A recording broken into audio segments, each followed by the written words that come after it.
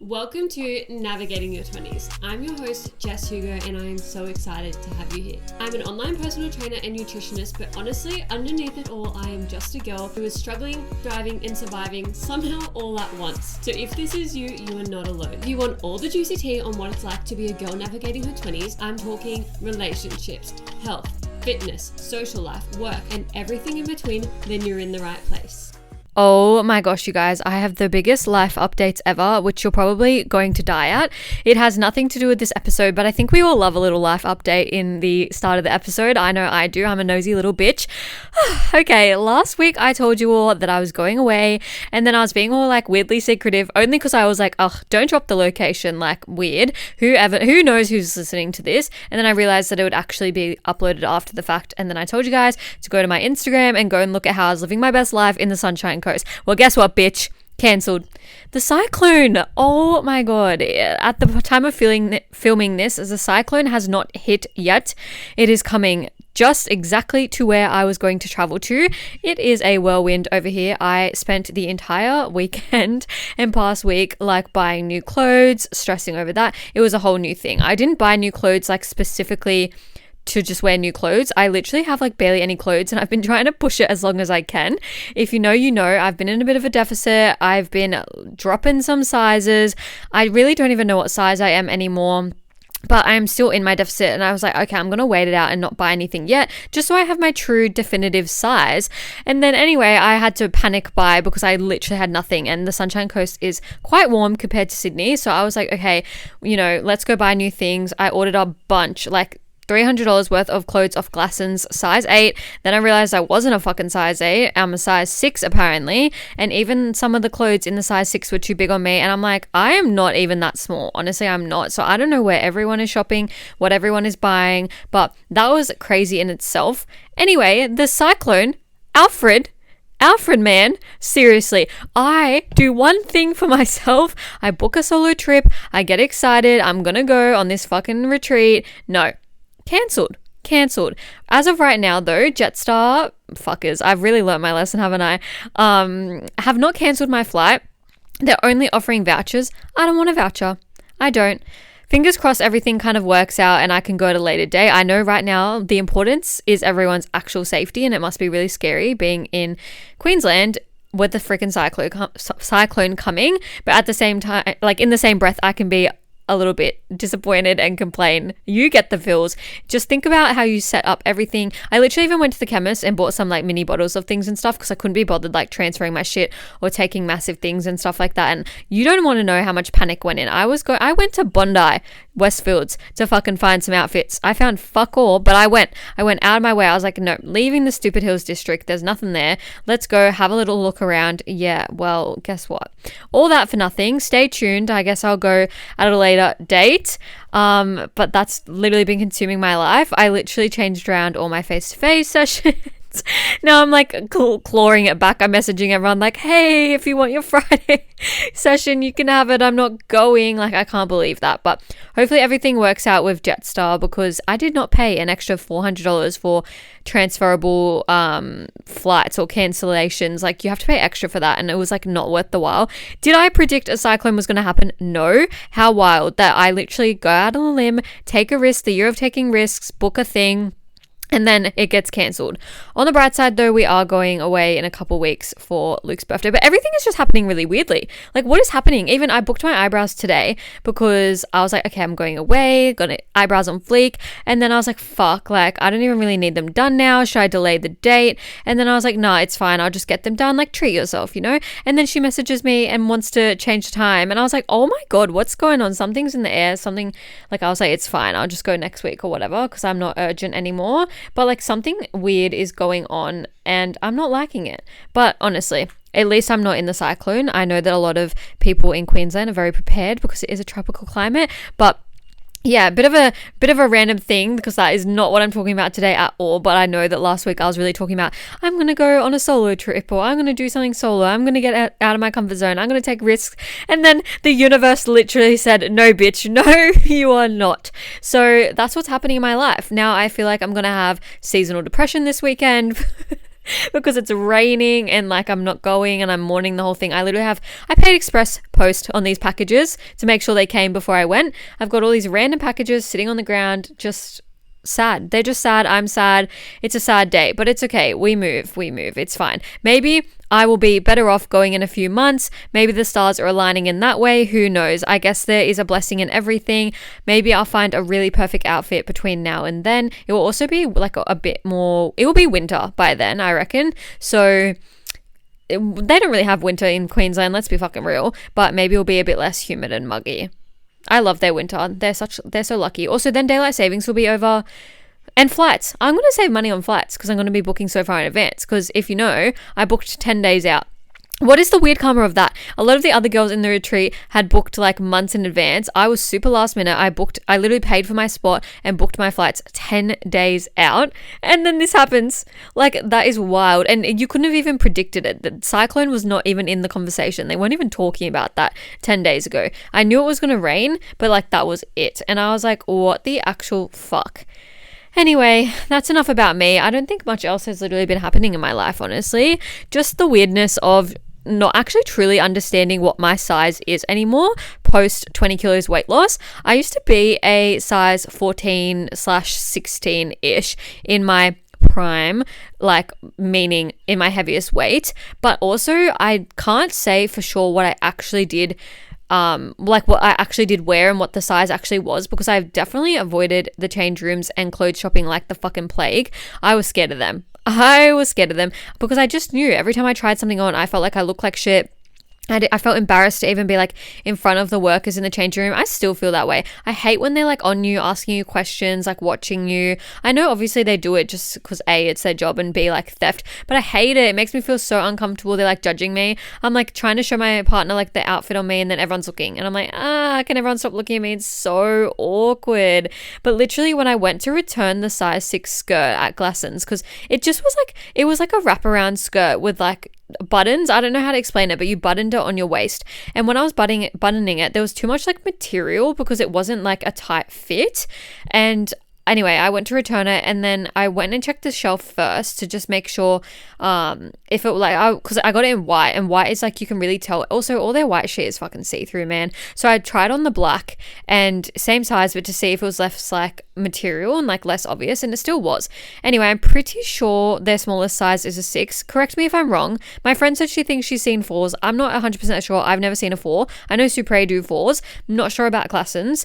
When I looked on their website, honestly, I don't think I would be a 4. So I don't even know why this is a topic of discussion. I think I'd be like an in-between size. Regardless, because of I'm not tall, but because of my buns, you know, we booty build over here, I can't wear size 6s because they're way too short on me. So I was honestly ideally looking for a skirt. I could not find any. I thought they were back in. I want them to be back in. I want to wear them so bad, but no one fucking wants to wear them.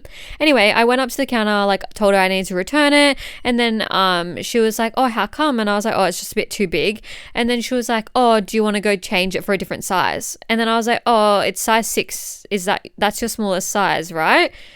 Like, you don't go smaller, so I don't know what I would get. And then she was like, looking at me, judging me, and was like, oh, yeah. I was like, does she think I won't fit smaller? I won't. But like, what's with the judgment? What is with the judgment? This is exactly why I used to never want to go in these stores. I still have a bit of like a fear around Cook Eye, I swear, because why are their sizes numbers like 1, 2, 3? I don't actually know because I haven't been in forever. And also their pricing is ridiculous. Nothing is worth that much. Anyway, and it was just very weird. And I was like, fuck, I hate clothes shopping. I always used to hate it because nothing ever fit in a bad way. Now nothing fits at all. Like, I just feel like, why is my body so weird? But I feel like that is like a gym girl thing. You've got kind of big quads, not big, but like, you know, you can tell you work out. But your thighs are like nice and toned. You've got a nice little bum going on, but then it doesn't fit around your bum, or it doesn't fit around your waist, or whatever the fuck, because your waist is so small and nothing's making sense. And I think someone needs to come out with like a gym girl line where it's like obviously normal standard clothes like jeans, skirts, please, and whatever the fuck, but it's like catered for you actually have strong juicy glutes. you are toned and trendy. We need a toned and trendy girl clothing line. And that is not a spoiler. I will not be coming out with a clothing line. But seriously, I'm just like, this is annoying. And in the topic of this is annoying and all things body related, I think lately I've been in my head a little bit about my results of my current deficit. Shit has just been so busy in the back end. When I did my end of month recap, I was like, oh my God, like no wonder shit's been hitting the fan. I've just been so busy with work and life. And of course I chucked the retreat in there and put more stress on myself. But I was like, no, this timing is so like perfect. I'm going to go, all the things, but also just like random things like my partner's been getting so many call outs. We've just had so many things on, and then now his birthday's coming up and all these things. So I just feel like I have not been prioritizing my deficit as much as I can. I've been eating out here and there. Like more often than I would want to. You can eat out in a deficit, but guys, remember, I am a smaller body weight, and my level of like weight loss, like I am already in a small body weight. So I need to like really be on and grinding. And if I'm like eating out too much and having too much flexibility, I don't see results because I'm in like a crucial period where it's like the last few kilos to lose. So they are hard. They are a hard flog. So don't listen to this and think, oh, I can't like lose weight and eat out and things like that. You most definitely can. But once you get like into a smaller body weight and you're doing that recomping work, it is hard work and it's really hard to have that flexibility. Anyway, so I've been eating out a fair bit, and like I have still been ticking the boxes though. I've done all my training sessions. I've been doing all my steps. Even on the weekends, I've been doing like 20,000 steps because we've been like adventuring around more, been shopping, all of the things like that. And I've just been doing the most. Like my legs have literally been tired. I went on like a 12K walk with my friend. We were yapping the whole time. It's just like been good vibes. And that means that it's like obviously my nutrition. So I was like, okay, I need to sit down. First of all, I'm going to sit down, go through my MyFitnessPal and actually make sure that I am doing everything 100%, tracking accurately, and I've like not been going over. I was going over here and there, and I know like 40 calories a day like means nothing. But then over the span of the week, it actually all adds up. And you're like, oh my fucking God, like how did this fucking happen? Wild. So that was the first thing I looked at. Then next I looked at my photos and my measurements to see changes. I actually am seeing changes in my photos. My measurements have stayed the same the last few weeks. I actually am seeing changes in my photos, but I don't know if it's just the lighting and the background and things like that. And I was like, I don't want to make quick decisions, but data hasn't changed for 2 weeks and I am very data driven rather than emotional. I used to be very emotional in everything. You guys know I've talked about this, but now I don't even think about how I actually feel. Like, yes, I felt like I wasn't seeing results, but I was like, no, let's sit down and have a look. And then I was like, okay, my body's responding really slowly. Let's do a recalculate. So I recalculated my macros. I've started new macros this week. Let's see how I go. It actually kind of aligns that the event got pulled back because then I can just kind of like stay in my deficit and focus on it more, because as I said, you need to really be on to nail your deficit when you're in a smaller body weight. So no, this isn't like advice for the average person. This is just me in my current phase. But yeah, it has not been tracking along as well as I thought it would, but I do know I haven't given 100% effort, and which is why I always say if you have a lot going on, there is no need to be in a deficit because you're just wasting time and you're wasting brain capacity. Because my brain, I'm like, oh yeah, I already am eating low. I already am at a low point. I'm already like in my deficit, but I actually need to push it a little bit more. And then I can't wait to come out of it and go into a maintenance and build up a bit of like muscle and my maintenance and stuff like that, because I actually feel like my maintenance is quite low at the moment and it's not sustainable long term. I can't imagine doing the deficit for more than a few weeks, but we'll just see how we go and how my body responds. Right now, it's responding really, really slowly. Last things I want to talk about like my life update, and then I'll get in. I swear I know I've been rambling and yapping, but I feel like it's fun getting it's giving you some insight. First things first, in February, the very end of the month, literally Feb 28th, the podcast hit 100 plays, which is insane. I don't really do much promoting for the podcast. I sometimes post when new episodes come out, but otherwise it's very like organic. The girls that get it, and they come in and listen to it and the vibes are high, but I don't really do anything else for it. So I actually love that we hit 100 plays. Love you girlies. Thank you for listening. What else? Oh, okay. Let's actually talk about in my deficit with me being in my head. This is the last thing, and I swear I'm going to talk about what we're actually here for. I've actually been noticing with me being in my head, I notice that so many other people are in their head convincing themselves that they aren't able to do things and they're not capable of doing things and stuff like that. And this is what I mean about the emotional versus the actual data.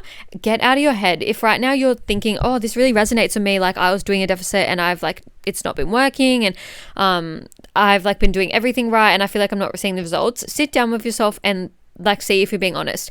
Check your MyFitnessPal data, see where it's at. Check your measurements and your photos, see where it's at. Don't just base it on the scale. One of my clients literally messaged me this morning that she has weighed in. So we started working together about 2 weeks ago now, maybe 3. No, actually only 2. So on the 22nd of Feb-ish, she took her first measurements. It's the start of March, and she just let me know an update. So in 2 weeks, she's lost 4 centimeters off her chest, 3 centimeters off her waist, 3 centimeters off her arm, and 5 centimeters off her legs in 2 weeks. Absolutely insane. And you know what happened? The scale weight stayed the exact same. The exact same. Are you actually kidding me? And this is exactly why I say it is no fucking point stressing over the scale weight, because it actually doesn't mean anything and doesn't dictate anything at all. But I know a lot of us get really in our head about what we're actually supposed to do about things, and I know that it feels almost too much. It feels too much when we're doing it all by ourselves and we're like, okay, well, I'm going to go and join F45. I'm going to join a fitness class and I'm going to go lose my weight that way. And I think even when I first started my weight loss journey, felt like I really needed to do like a HIIT cardio style thing to lose weight. I felt like I was incapable of being able to lose weight unless I did cardio. It's always, you need to do cardio. Cardio burns calories. Classes burn calories. Oh, you need to be in a class to be super motivated. Insert the fucking thing, which, yes, there is great motivational like aspect in terms of like going to classes. I couldn't imagine anything worse. I'm a very big introvert. Like I literally cannot, I don't know why I just stumbled on my words. I'm a very big introvert. Depending, if I go to a class and it's just like a range of different age groups and like genders and whatever, I don't really like that. If I go in a room and it's a bunch of girls in their 20s, I will fit in. I like that. I just don't like it when it's like so many different people, because you never know like what you can say. It's like, it's even when you go in and it's like such a big range, the music has to cater to like everyone, and then that's weird because they're probably not vibing with songs you're vibing with. And I know this is like so random, but it actually kind of affects how you show up and how your mood is in the class and things like that. But I'm too introverted to do it, but I felt like I had to do something about it. And F45 was always promoted the most. I think at this current point in time, F45 is like $50 a week, which is fucking insane because I think it's doghouse. You can literally get a gym membership and get a coach for like 70-ish, $80 a week. So I don't know why anyone would want to pay $50 just for F45, which is just the classes. No gym membership, no extras like going outside the class time. I'm pretty sure they charge you if you miss your class time. Not even to mention that half of them, or more than half of them, the instructors aren't even qualified in nutrition, so you don't even get the nutrition side of that. That all sounds shit to me, but that's not even what I want to talk shit about. I want to talk shit about the amount of injuries you get in these classes, like the truth behind fitness classes. And I'm saying this from a instructor point, but also from a clientele point, because I have been on both sides of things. So what I cannot stand about fitness classes is instructors don't care.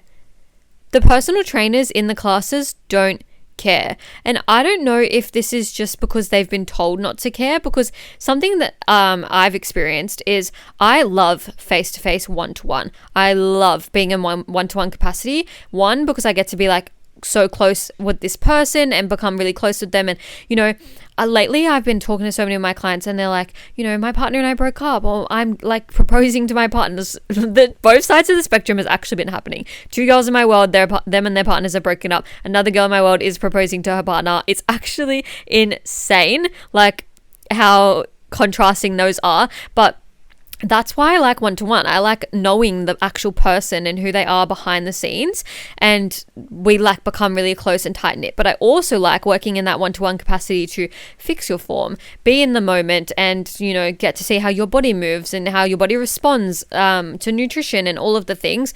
So that is why I like it. I don't like classes just because there's like 30 odd people. You don't even know half their names. And I just feel like if you're the type of person that likes to come in and out and you don't want that customization, that's perfectly fine. But I love to just know their name and get to know them and their life. But that obviously doesn't happen when you have such a big capacity. Think about Virgin, where I used to work. There would be like 40 people in the classes, which is why I really didn't want to do classes. I remember at the time they were kind of like, oh, are you interested in doing classes? And literally it was so busy to the point they wore microphones in the classes. And I was like, no, I don't want to do them. Because what I've always hated about them, as well as what I've just said, is they are honestly injuries waiting to happen. I feel like ethically I could not run fitness classes because you would get told to just be there for motivation and be there for like a motivational factor rather than caring about anyone's form. So people could be doing things completely wrong, literally an injury waiting to happen, and they'd be like, oh, don't worry about it. Like, just keep motivating and encouraging them. I cannot in good faith fucking encourage them when they're doing incorrect form. But I also know equally that you can't correct everyone at once, and you can't be like, you know, watching every single person when there's like 30 people in the room. But I was like, no, I absolutely cannot do that. I'm going to stick to one-to-ones because I don't actually give a fuck about classes. I give a fuck about the people. So absolutely not, because what happens if you're going super, this is what happens. F45 and those style of classes are literally the ideology of let's do the 2000s era of HIIT, skinny, stuck in the olden days. Let's do fucking jumping, fucking lunges and star jumps and all this fucking jumping, and then everyone wonders why they come out of it with a sore back, sore knees. It's always the lower back for females, I found. Sore knees, because it's repetitive. They're doing the same movements over and over, and they're getting overuse injuries on their knees and their hips, even knees, feet, everything, like literally everything. And then you're suddenly having fucking pains in the balls of your feet, and you're like, what's fucking going on? Yeah, I would blame your HIIT class. And I know we feel like we have to rely on these classes for motivation, but if we're literally telling ourselves that we can't do something, when are we ever going to come out of that? Because why should we, like, okay, if you want your goals bad enough, which I talk about this a lot, I knew I no longer wanted to be that weight. I knew I was unhappy in my body, uncomfortable in my body. I was sick of feeling like I couldn't wear the trendy clothes. I was sick of looking so inflamed and puffed, and I was embarrassed. I didn't want to have photos taken of me. I hated everything, right? That was motivation enough to me to want to go make a change. I didn't need a stupid class schedule at my local F45 to get some change. You know what I mean? And just the fact that no one cares is actually fucked up. Like, they don't even care if you're there or not. Oh my gosh, not the dog barking. They don't even care if you're there or not. They just care if you're paying your membership, which I fucking can't stand. I cannot stand that. I actually thought that the new age of gym girlies was actually helping us move away from F45. I know like recently we're in a bit of a Pilates era. We're doing strength training, and High Rocks is really popular right now. If you don't know what that is, fuck, it's like a CrossFit style running, this, that. It's like I could never do it. Props to the people that do it. That's insane. But I felt like F45 was getting phased out. Heaps of them have been closing down, and I was like, yes, like fuck yeah, like we've successfully bullied F45 out of here. But no, people are still going. I've been talking to girls who have just recently signed up there, and they're complaining to me about back pain, shoulder pain, all of the things. I'm not surprised. The overuse in those classes is insane, and they literally program as if it's the 2000s. I honestly can't believe it. I'm going to let you in on like a little secret right now. When I lost 20 kilos, I never once did a HIIT workout. When I lost 20 kilos, I never did a star jump. I never did a jumping lunge. I never did any of that shit. I literally did daily steps and strength training. And if you're thinking, oh, well, that doesn't do much, like I've been doing that and I haven't lost weight, you need to do a calorie deficit as well. And if you're currently in F45, don't be going to your instructor asking them for nutrition advice, because most PTs, if they're just running classes, do not have qualifications to do nutrition as well. There's actually a 3-tier of the qualifications. The first one is to do classes and classes only. A lot of people in classes don't actually have the correct qualifications to go and do one-to-one training. So you need another qualification for one-to-one, and a lot of people don't. So I think a lot of people that are in the classes, you can almost assume, not always, but you can almost assume that they actually aren't qualified to be at the next level, and that means they most definitely don't have nutrition. And then if you have a face-to-face trainer, they're probably not qualified in nutrition. I know when I worked my old job, there was 30 of us. I think only me and one other person had nutrition qualifications out of 30 PTs in a room. Is that not insane? That's 1 in 15. Is that not insane? Because all of us would assume that, because we don't know any better, that if you're getting a PT, that they have nutrition qualifications, which is actually not the case.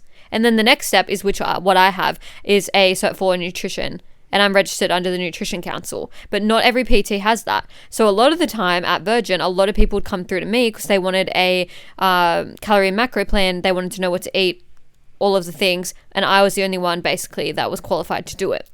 So you have to assume when you get in these classes that they're not actually going to know everything. This is what I mean about the 2000s era. We're getting into these HIIT classes again, and then we're getting told to eat 1,200 calories, which you already know how I feel about that. So I want to tell you, let's flip the switch. I'm not saying go quit F45. If it's a great source of motivation, that's great. But I want to tell you why strength training, as simple as it is, without all the HIIT stuff, because I know that obviously F45 is an element of strength training, but it will be like you doing a deadlift and then doing a fucking burpee. And like then your heart rate's so high, you're pulling the deadlift incorrectly, you're not bracing your core, and you're feeling weak as fuck, and then you're pulling it, and then you're hurting your back, and then it's repeat. Stop being scared of change. Start being scared of staying the same. Be scared of the revolving door. Scared of staying the same, because I know that you don't want to stay in the current situation you're in right now, and you want to change. Change is fucking scary. But I was so scared to go on this retreat. I don't know anyone. I've never solo traveled. Insert the fucking thing. All the things I told you last week. But then I was devastated that it got cancelled, because I was like, now that I'm out of my head and I booked it, I'm just excited to go. So get out of your head. Let's talk why strength training actually gets results. I'm going to tell you because I feel like you need to hear this a little bit, because I know that you've been in your head, oh, strength training, I don't know how I feel about it. I'm really on and off. I can't follow a proper program. Insert the fucking thing. First things first, bone density. We actually need to build up the muscles and strengthen the muscles to have longevity and strong bones. I know a lot of us are wanting to do Pilates and things at the moment. Pilates is great, but in Pilates, we are working the muscle we already have. We aren't putting on any other muscle.